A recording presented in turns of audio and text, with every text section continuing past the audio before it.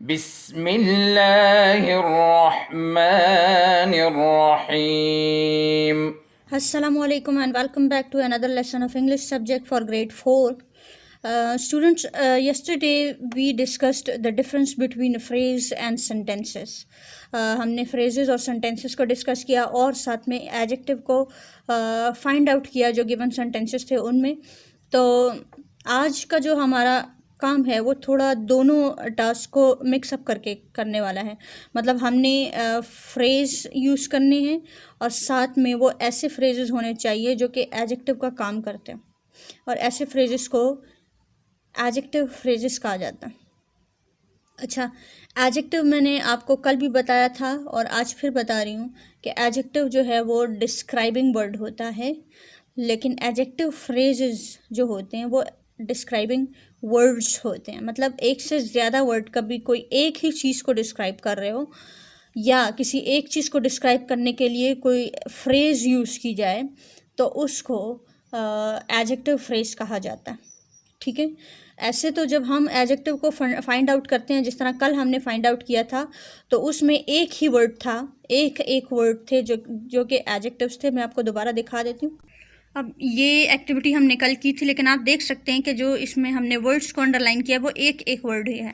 लेकिन अगर कहीं पर किसी चीज़ को डिस्क्राइब करने के लिए 2 या 3 वर्ड्स मिलकर उस चीज़ को डिस्क्राइब कर रहे हो तो और वो एक ही साथ मीनिंग दे रहे हो, मतलब एक ही मीनिंग दे रहे हो, तो उसको कहते हैं एडजेक्टिव फ्रेज़. Adjective phrase.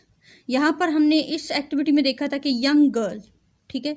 लेकिन अगर हम इसकी जगह लिखते कि there lived a girl who was young and intelligent. Young and intelligent 2 words हैं, 3 वर्ड्स हैं, तीनों वर्ड्स मिलाकर इस एक लड़की को डिस्क्राइब कर रहे हैं. तो यंग एंड इंटेलिजेंट फ्रेज़ है, लेकिन ये एडजेक्टिव फ्रेज़ है. ठीक है, एडजेक्टिव फ्रेज़ है. जैसे टीचर के लिए हम कह सकते हैं कि she had a teacher who was clever and beautiful. Clever and beautiful. ठीक है. तो फिर क्लेवर एंड ब्यूटीफुल क्या है? फ्रेज़ है और ये टीचर को डिस्क्राइब कर रहा है, लेकिन एक ही टीचर के बारे में बात हो रही है, तो इसलिए ये जो 2-3 वर्ड्स या क्लेवर एंड ब्यूटीफुल, ये 3 वर्ड्स मिलकर एक ही टीचर को डिस्क्राइब कर रहे हैं, तो ये फ्रेज़ है. Phrase, adjective phrase. ठीक है. Who was clever and beautiful. Who was clever and beautiful. सारे मिला के एक ही टीचर को डिस्क्राइब कर रहे हैं, तो ये एडजेक्टिव फ्रेज़ है. Sometimes phrases are used as adjectives. Sometimes phrases are used as adjectives. Example: this is a book with an old cover.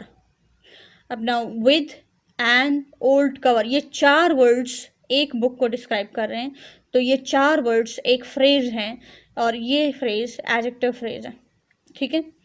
Next जो है वो हमारे पास है he is a man of great age. Great as.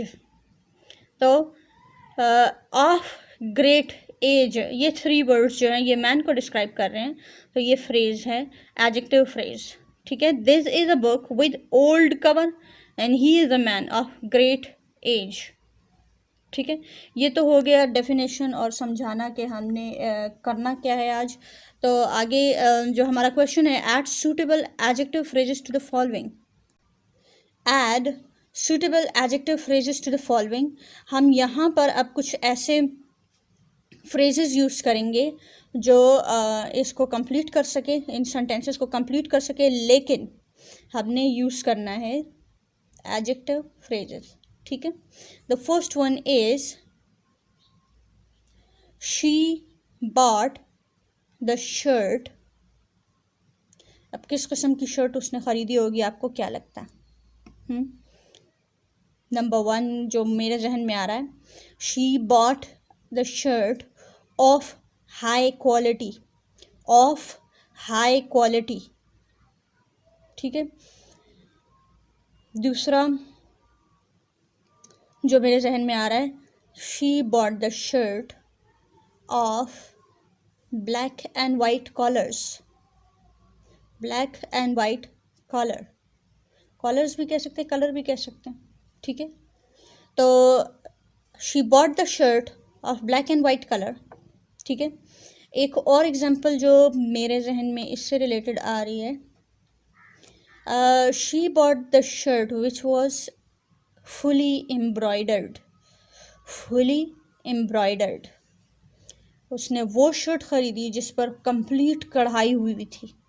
She bought the shirt which was fully embroidered, fully embroidered.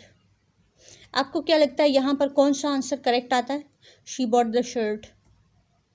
आपके जहन में अगर कोई और आइडिया है इस शर्ट को डिस्क्राइब करने का, आप लिख सकते हैं। मुझे यहाँ जो इजी लग रहा है मैं वही लिख रही हूँ। मैंने आपको आंसर वैसे 3 बताए हैं, आपकी मर्ज़ी है, आप जो लिखना चाहो, लेकिन होना वो एडजेक्टिव फ्रेज ही चाहिए, ठीक है। She bought a shirt of high quality, she bought a shirt with black and white collars.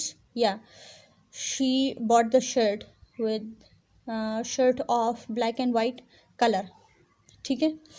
जो नेक्स्ट जो इसका मैंने बताया कि she bought the shirt which was fully embroidered, which was fully embroidered. Okay, the next one is I looked at the sky full of stars. I looked at the sky full of stars. या हम ये लिख सकते हैं I looked at the sky covered with clouds. ठीक है, I looked at the sky covered with clouds.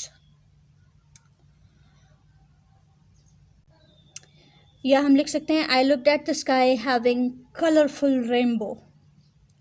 Colorful rainbow. Okay, the next one is they saw the fox. They saw the fox of extraordinary colorful fur. Extraordinary colorful fur. Extraordinary means जो सबसे अलग हो, आला हो, बेहतरीन हो, उसको हम extraordinary कहते हैं, ठीक है। आउटस्टैंडिंग कहते हैं, ठीक है। तो आउटस्टैंडिंग कलरफुल फर मतलब बहुत डिफरेंट चीज़ हम देख लेते हैं तो हम कहते हैं इट वॉज एक्स्ट्रा ऑर्डिनरी, ठीक है, जैसे हमने सोचा ही ना। तो they saw the fox of extraordinary colourful fur. अच्छा, फर एनिमल बॉडी पर जो बाल होते हैं, जो उनकी पूरी बॉडी को कवर किए रखते हैं, उनको फर कहते हैं। हमारे बाल तो सर पर ज़्यादा होते हैं, उनको हेयर कहते हैं, और जो पूरी बॉडी के जो बाल होते हैं उनको भी हेयर ही कहा जाता है। लेकिन हम जो एनिमल की बॉडी पर होते हैं उनको फर कहा जाता है क्योंकि वो घने होते हैं, ठीक है। जो कैट की फ़र होती है, डॉग की फ़र आपने देखी होगी, इन सब की जो बॉडी होती है वो फरी होती है, ठीक है। So the fox of extraordinary fur, या हम जस्ट सिर्फ ये भी लिख सकते हैं they saw the fox of brown fur, having brown fur. The next one is this is a shirt with multicolor designs. This is a shirt with multicolor designs. Multicolor designs. This is a shirt with multicolor designs. इसमें भी आप वही लिख सकते हैं, of high quality भी लिख सकते थे, या फिर हम ये भी कर सकते हैं of low price. This is a shirt of low price, इसकी कीमत कम है। या this is a shirt of heavy embroidery, ठीक है, या विद हैवी एम्ब्रॉयडरी, कुछ भी हम इसमें ऐड कर सकते हैं। शर्ट से रिलेटेड हमारे पास काफ़ी आइडियाज़ आ सकते हैं, विद मल्टी कलर डिज़ाइंस, या विद हैवी एम्ब्रॉयडरी, या विद ऑफ लो प्राइस, या कुछ भी with floral prints. With floral prints means floral means a flower related, ठीक है, इसमें फूलों से कोई प्रिंट बना होता है, ठीक है। This is a shirt of floral prints. अच्छा, they heard the tiger's painful and helpless roar, ठीक है, क्राई भी लिख सकते हैं यहाँ पे, रोर भी लिख सकते हैं, लेकिन टाइगर के लिए ये वर्ड रोर ही यूज़ किया जाता है। अच्छा, जब कहीं टाइगर को चोट वगैरह लग जाए, तीर लग जाए या कांटा चुभ जाए, तो ऐसी सिचुएशन में we can hear the tiger's painful and helpless roar. अच्छा, पेनफुल एंड हेल्पलेस रोर ये पूरा पूरा डिस्क्राइब कर रहा है टाइगर की रोर को।